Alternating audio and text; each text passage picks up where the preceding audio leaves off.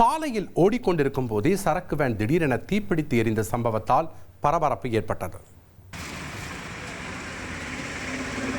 குமரி மாவட்டம் கருங்கல் அருகே சாலையில் சென்று கொண்டிருந்த சரக்கு வாகனத்தின் முன்பகுதியில் திடீரென கரும்புகை எழுந்ததால் பரபரப்பு ஏற்பட்டது.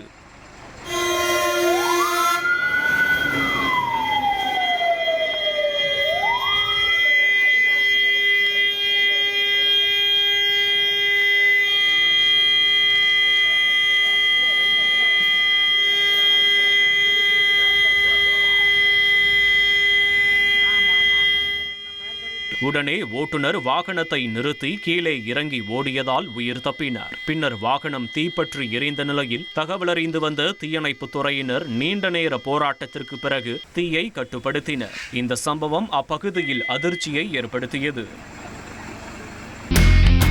இனி செல்லும் இடமெல்லாம் செய்தி. தந்தி டிவியின் வாட்ஸ்அப் சேனலை ஃபாலோ பண்ணினா செல்ல இருக்கும் இடமெல்லாம் செய்தி. இதோ QR கோட் இப்பவே ஸ்கேன் பண்ணுங்க, ஃபாலோ பண்ணுங்க.